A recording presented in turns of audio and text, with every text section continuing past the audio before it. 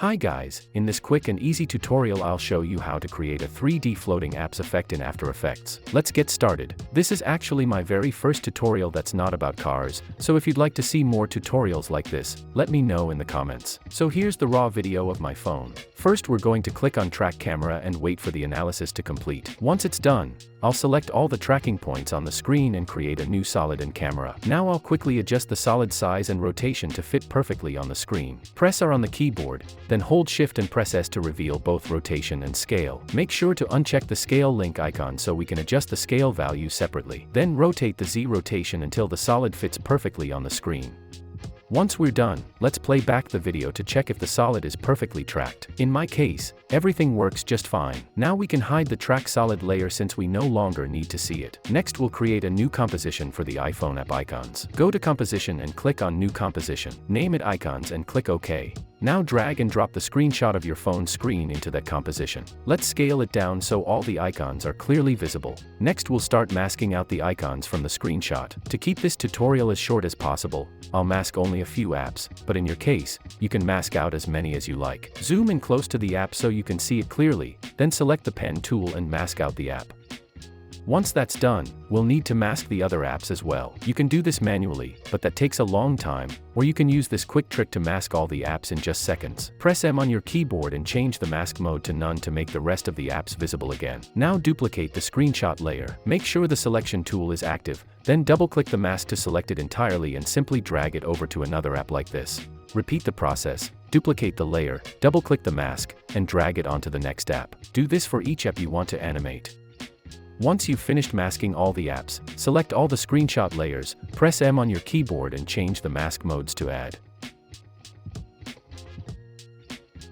Once that's done, we need to fix the anchor points, since they're not centered on the apps and it's important to have them centered on all masked layers. To do this quickly, select all the screenshot layers, then hold Ctrl and double-click the anchor point tool to center them. As you can see, everything is fixed, so now we can move on to the next step. Create a new null object. Next select all the layers again and enable 3D on them. Then, select only the screenshot layers and use the pick whip to parent them to the null layer. Now select all the layers once more, copy them, then go to your main composition and paste them there. If you scrub through the video, you'll notice the icons are floating in the wrong place and aren't perfectly tracked. But we can fix that in seconds with a few clicks. Drag the track solid layer below the null layer like this. Then select the null layer, hold Shift on your keyboard, grab the pick whip from the null layer and parent it to the track solid layer. Now as you can see, the apps are on the screen, but they still need some repositioning and we can fix that easily too. Select the track solid layer and press S on your keyboard to reveal the scale properties. Set all the scale values to 100.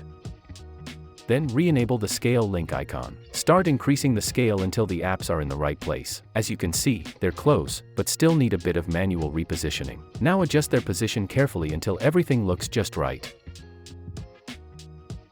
Once we're done, let's check if the apps are perfectly tracked. Everything looks great. Now we can animate them to make the apps float in the air. Scroll to the point where you want the apps to start floating. Select all the screenshot layers and press P to reveal their position properties. Click the position stopwatch on all layers to add keyframes. Then move forward to where you want the floating animation to end and raise the Z position to make the apps float upwards. Let's preview the animation. That looks good, but all the apps move together, which feels a bit unnatural. To fix this, randomly adjust the Z position of each app, making some float higher and others lower.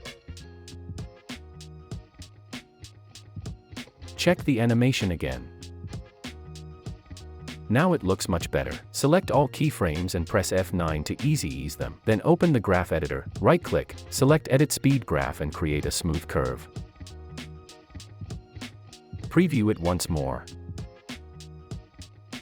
Looks great. To add more natural variation, you can change the timing of the floating by dragging the layers randomly along the timeline, so some start earlier and others later.